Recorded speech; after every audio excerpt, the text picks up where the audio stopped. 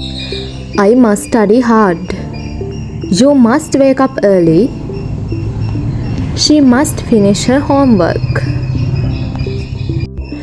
must කියලා කියන්නේ අපිට යමක් අනිවාර්යයෙන්ම කරන්න තියෙනකොට හරි අපි යමක් අනිවාර්යයෙන්ම කළ යුතුයි කියනකොට හරි භාවිතා කරන යෙදුමක්. එතකොට මේ must use කරලා අනිවාර්යයෙන්ම කළ යුතුයි. ඒක අනිවාර්යයෙන්ම කරන්න ඕනේ කියන අදහස තමයි must use කළාම එන්නේ. ඔයාලා හිතන්න ගුරුවරයෙක් ඔයාට කියනවා you must study hard. ඔයා මහන්සි වෙලා වැඩ කරන්න ඕනේ. ඒක ඔයා අනිවාර්යයෙන්ම කළ යුතුයි කියන එක. ඒක රූල් එකක්. හොඳට මතක තියාගන්න must use කරන්න අනිවාර්යයෙන්ම රූල් එකකට. ඒ කියන්නේ ඔයා මේක කළ යුතුමයි කියන අදහස තමයි මේකෙන් එන්නේ. I must study hard. මම මහන්සි වෙලා ඉගෙන ගත යුතුයි.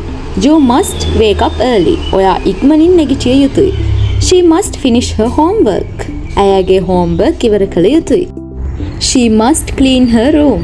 ඇයගේ කාමරය පිරිසිදු කරන්න ඕනේ. We must go now.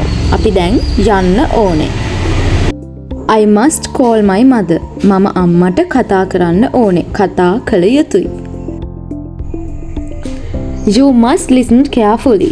ඔයා හොඳින් අහගැනීම කළ යුතුයි. You must go now. ඔයා දැන් යා යුතුයි. මෙන්න මේ විදිහට අපි must use කරලා කළ යුතුමයි කළ යුතුයි කියන එක කියනවා.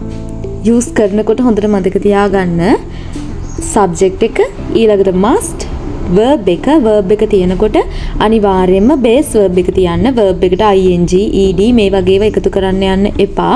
modal verb වල අනිවාර්යයෙන්ම verb එක තියෙනකොට ඒකත් එක්ක normal base verb එක තමයි තියන්නේ. එතකොට ඔයාලා must use කරාත් should would මේ ඕනම එකක් use කරාත් අනිවාර්යයෙන්ම මතක තියාගන්න can can't මේ ඕනම එකකින් පස්සේ අනිවාර්යයෙන්ම base verb එක තමයි එන්නේ. එතකොට must වලින් වාක්‍යයක් ගොඩනගා ගන්නකොට ඔයාලට use කරන්න පුළුවන් subject, must, base verb එක, object එක. මෙන්න මේ විදිහට. must වලින් අපිට මේ question අහන්නත් පුළුවන්. ඊළඟ ප්‍රශ්නේ ඊළඟ වීඩියෝ එකේදී මම ඒක අරගෙන එන්නම්.